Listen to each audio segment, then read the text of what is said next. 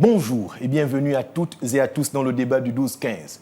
Le Gabon possède un immense potentiel touristique grâce à sa biodiversité unique, ses plages, ses parcs nationaux et sa diversité culturelle. Cependant, le secteur du tourisme n'a qu'un faible impact sur le PIB du pays. En juin 2024, le gouvernement a lancé une opération de réquisition de tous les hôtels ou bien identifiés comme ayant été acquis frauduleusement. Plusieurs hôtels sont donc revenus dans le giron étatique.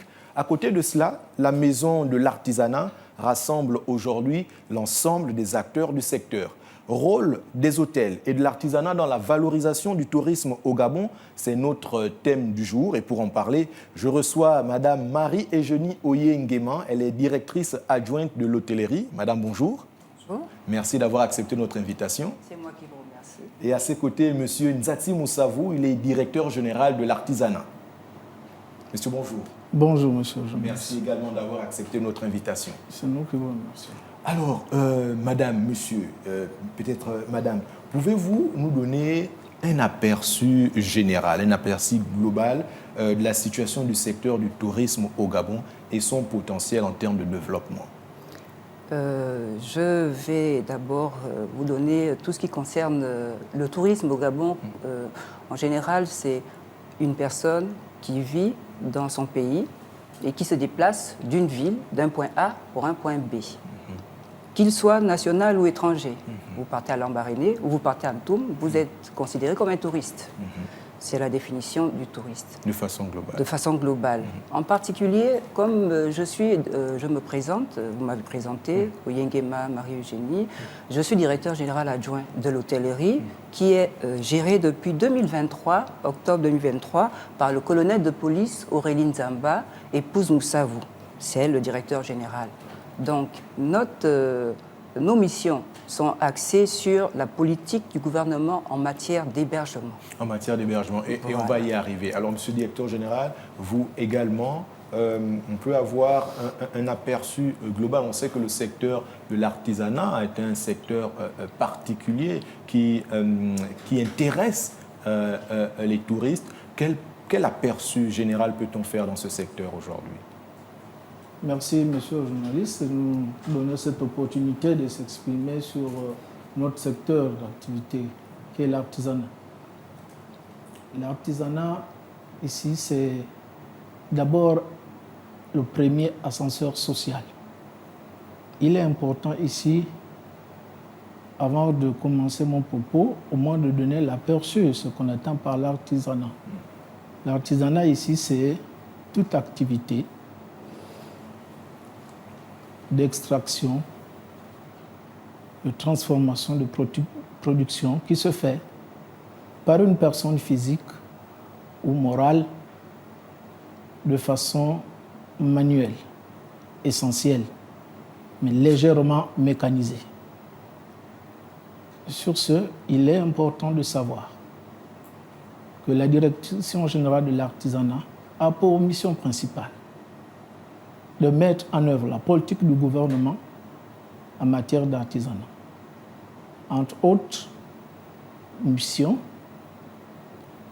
d'élaborer, de mettre en œuvre la stratégie de promotion des activités artisanales. Très bien, monsieur le directeur général, mais de façon spécifique, comment l'hébergement et l'artisanat contribuent-ils de façon spécifique à la valorisation du tourisme?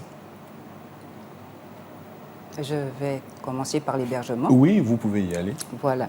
Donc, l'hébergement contribue de façon spécifique à l'activité de l'économie du pays par la construction des hôtels et de la restauration. Parce que l'hébergement, parce que la direction générale d'hôtellerie met en œuvre tout ce qui est hébergement et restauration. Donc, les hôteliers par la réception des clients, les restaurants par la réception des clients, contribuent avec le chiffre d'affaires engrangé au PIB du pays, à hauteur de 3%. Hein, les derniers chiffres de 2024. Voilà, donc l'hébergement et la restauration contribuent à hauteur de 3%, du PIB. Dans le PIB de l'économie gabonaise. Alors, nous le disions en introduction, le gouvernement avait entamé une opération de réquisition des hôtels qui appartenaient au départ à l'État et qui avaient été acquis frauduleusement. Est-ce que ces hôtels sont fonctionnels? Ces hôtels, pour la plupart, sont fonctionnels. Le 20 octobre 2023, à l'arrivée du ministre du Tourisme et de l'Artisanat, M. Pascal Logoé-Siphon, nous avons entrepris une visite du patrimoine hôtelier de l'État qui avait été acquis de façon frauduleuse par des groupes économiques, des entreprises.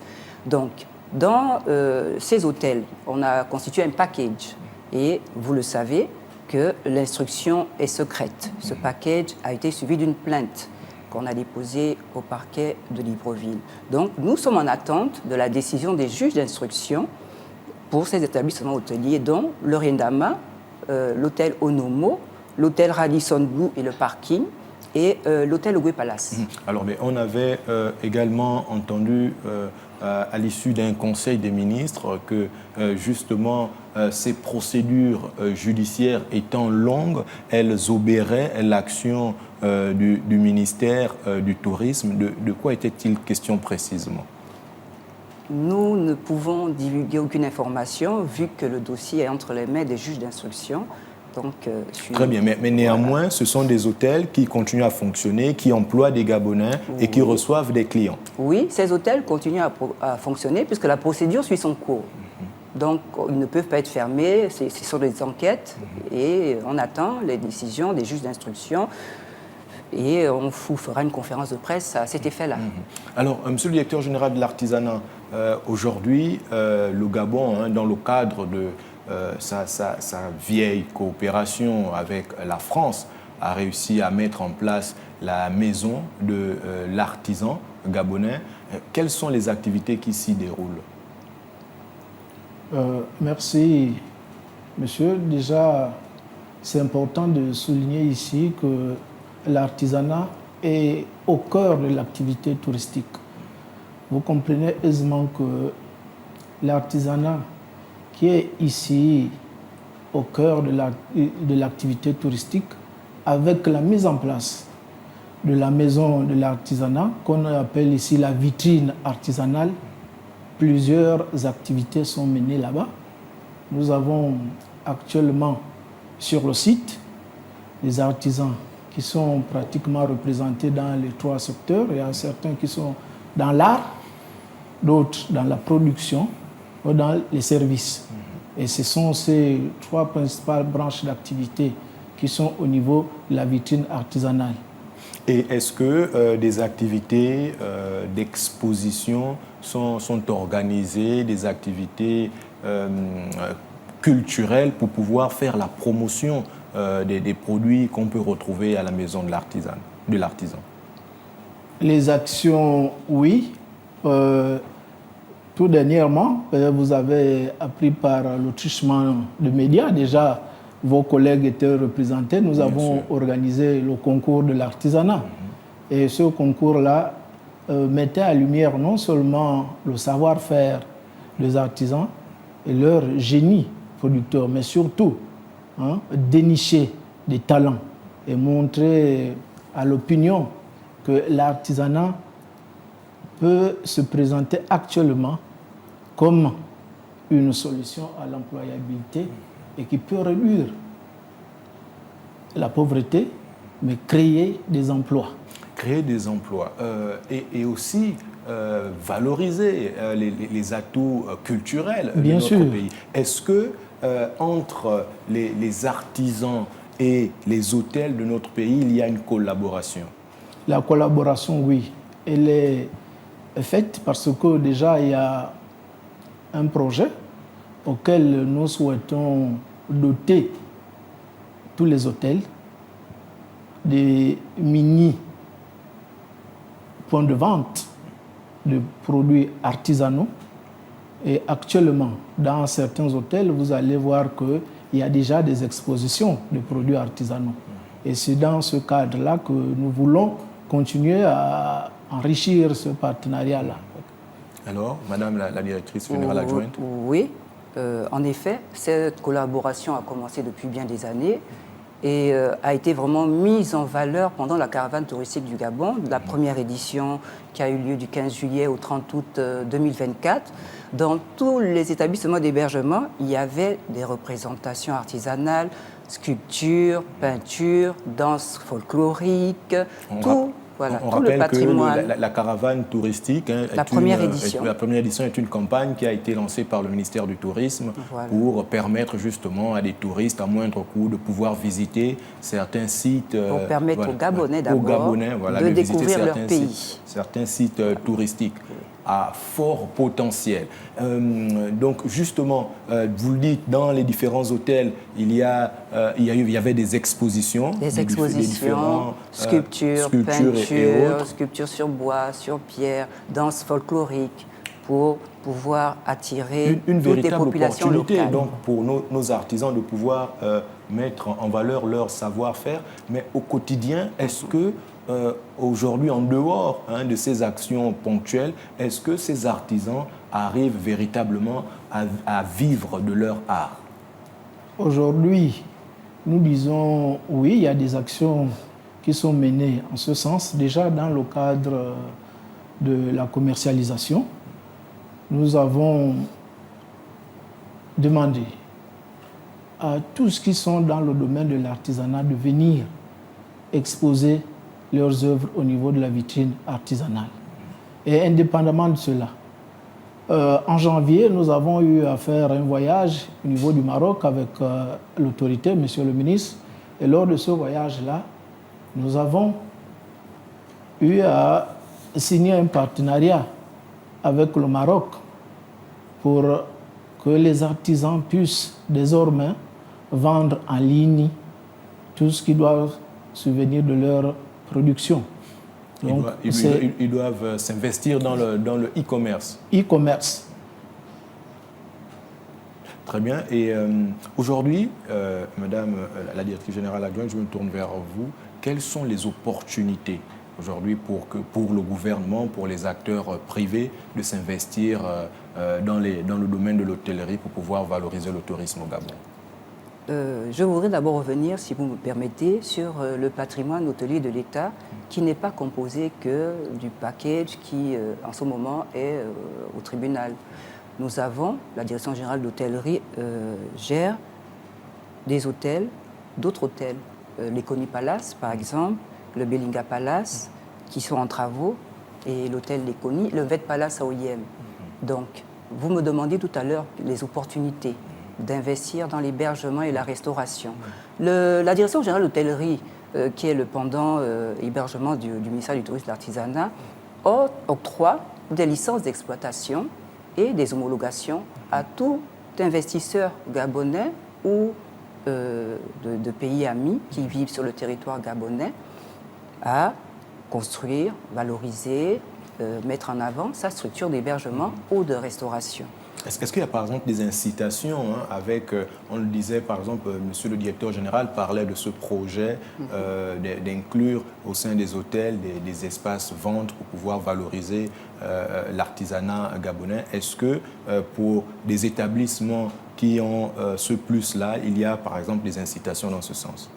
Au niveau de l'hébergement, pour l'instant, les incitations, on n'est pas vraiment connu. Donc nous sommes en train de faire des campagnes de sensibilisation depuis janvier 2024 sur la province d'abord de l'Estuaire. Nous invitons les opérateurs à venir se faire enregistrer et on les sensibilise sur le fait que pour exister, c'est vrai que la fiche circuit de l'ANPI est importante, mais il faut aussi qu'il soit connu dans notre fichier national par la licence d'exploitation.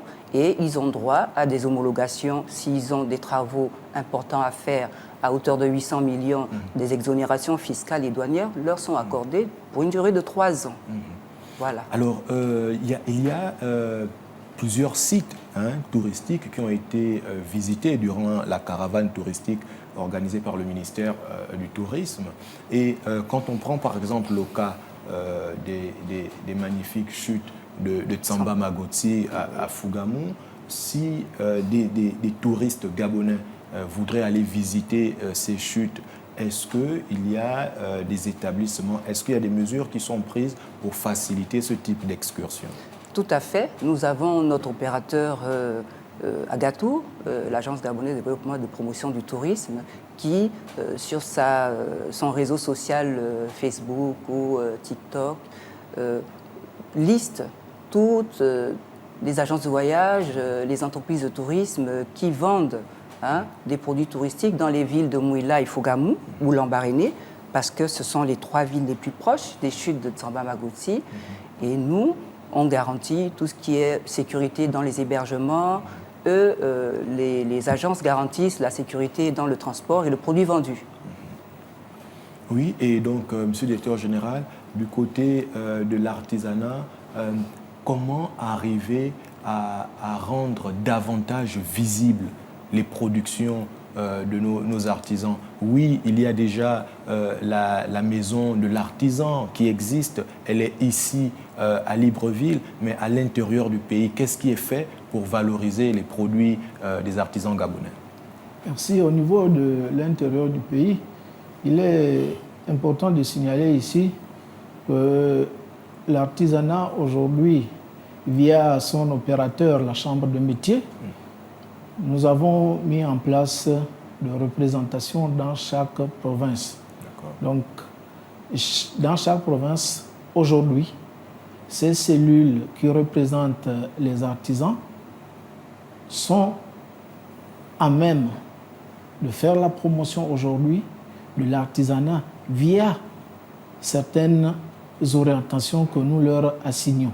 Mais parmi lesquelles, c'est quel type d'orientation, monsieur le Directeur? Par exemple, ici, organiser à minima des expositions. Et lors de ces expositions-là, les artisans arrivent à vendre. Et lors de ces ventes-là, ça leur permet... Il y a déjà eu des expositions qui ont été organisées à l'intérieur du pays? Oui, il y a eu des expositions.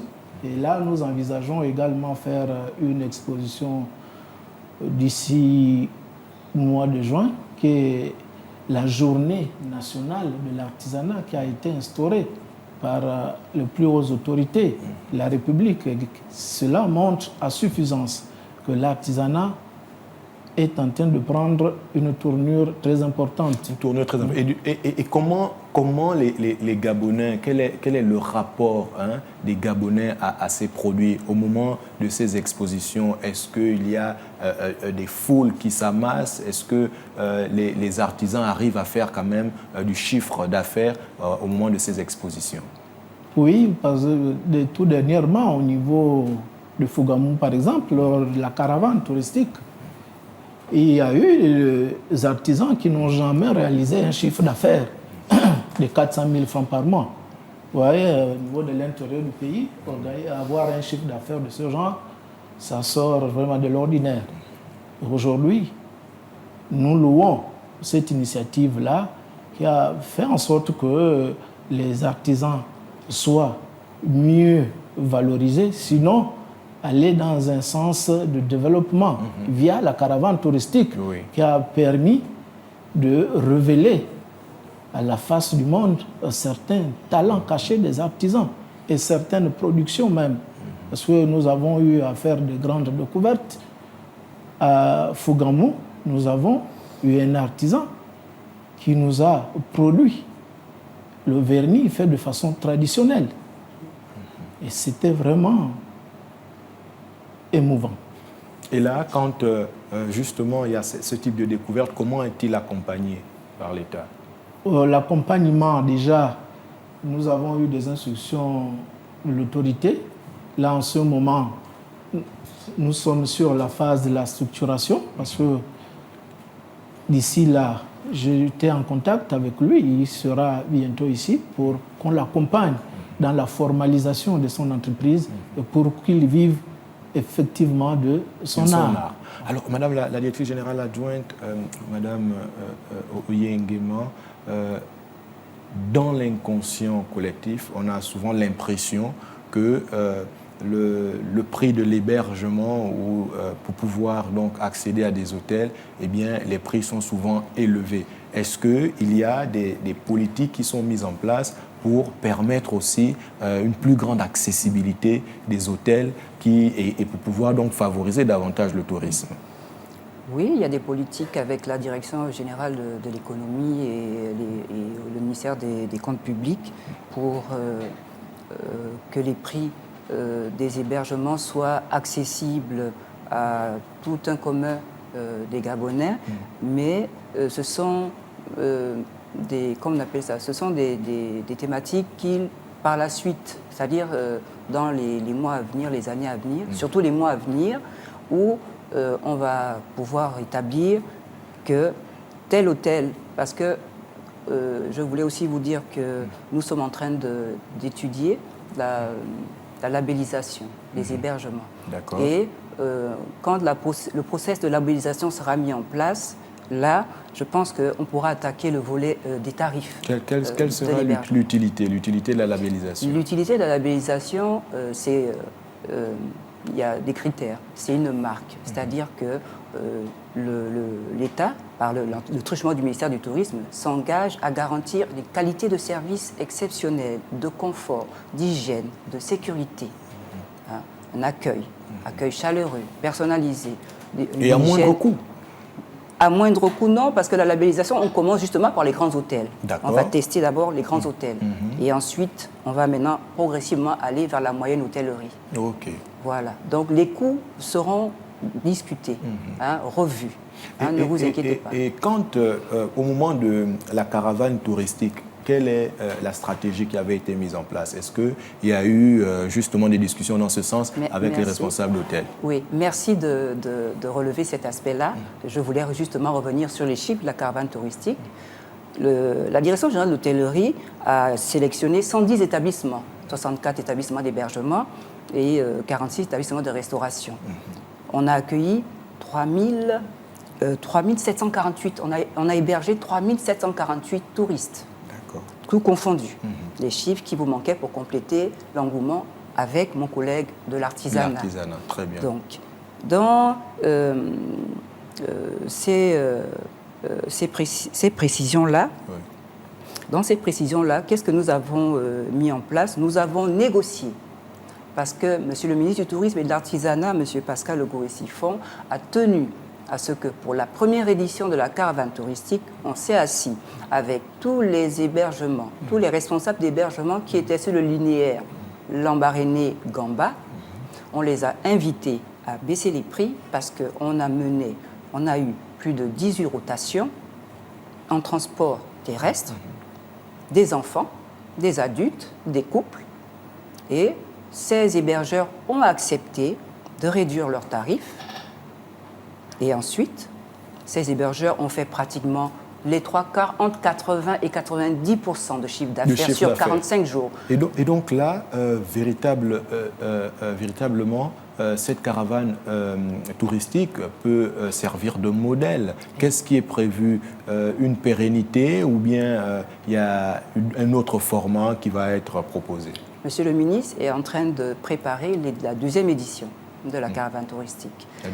Et en même temps, on est en train d'achever les missions d'identification dans les autres provinces, à l'exemple de Logoué-Lolo, du Haut-Lintem et une partie de l'estuaire. Voilà. Donc, il ne nous reste que Logoué-Vindo à terminer en identification.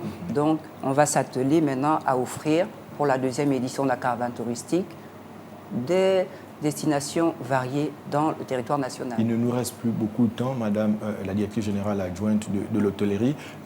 Parmi les hôtels qui ont été mis à contribution pour le succès de cette caravane touristique, les hôtels qui ont été réquisitionnés par l'État font-ils partie? Non, les hôtels qui ont été réquisitionnés par l'État, ils sont la plupart sur l'estuaire, sur Libreville, et le seul est dans Logoué Palace. Et Logoué Palace a été réquisitionné pour la caravane à cause de sa situation et de la capacité en hébergement. D'accord. Et c'est ce problème de capacité qui fait en sorte que Monsieur le ministre du Tourisme a décidé d'encadrer l'hébergement de moyenne de gamme. Voilà. Et donc ça veut dire que pour la prochaine édition, vous resterez toujours dans un partenariat avec les opérateurs privés? Exactement. Pour la prochaine édition, on va toujours s'asseoir avec les hébergements privés et on va négocier les tarifs à la portée de la bourse de tout Gabonais. Mais voilà, une opportunité donc de pouvoir se faire du chiffre d'affaires. Monsieur le directeur général, ça constituera le mot de fin de Madame la directrice générale adjointe. Vous également, un dernier mot. Aujourd'hui, dans le domaine de l'artisanat, qu'est-ce qui peut être fait pour valoriser davantage les productions locales? Merci. Pour la valorisation de production locale, il sera important, par exemple, de continuer, puisque ça a commencé à inciter les artisans à la production et à la transformation, ceux qui sont dans l'art également, et faire en sorte que toutes leurs productions puissent être vendues et également les professionnaliser. Il est important de signaler ici que depuis l'arrivée de nouvelles autorités, via notre ministre des tutelles, des formations très importantes sont souvent à la disposition de nos artisans. Déjà, 2 voyages ont déjà été effectués, rien que l'année dernière.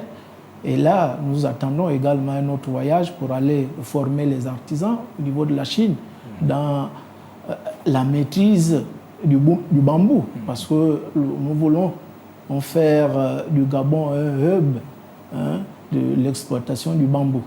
Faire du Gabon un hub pour l'exploitation du bambou. Oui. Un pays avec suffisamment de potentialité, le bois, le bambou, la mer, les fleuves, il y a tellement de choses à voir au Gabon. On espère que nos artisans auront justement toute la technicité nécessaire en les professionnalisant, comme vous venez de le dire, pour que le Gabon devienne également un hub touristique dans la sous-région. C'est déjà la fin du débat du 12-15. Merci d'avoir participé à cette émission. Je rappelle que nous discutions du thème « Rôle des hôtels et de l'artisanat dans la valorisation du tourisme au Gabon ». Et pour en parler, je recevais Madame Marie-Eugénie Oye-Nguema. Elle est directrice générale adjointe de l'hôtellerie. Et à ses côtés, Monsieur Nzati Moussavou, il est directeur général de l'artisanat. Le débat du 12-15 est déjà terminé, mais ne zappez pas, nos programmes se poursuivent.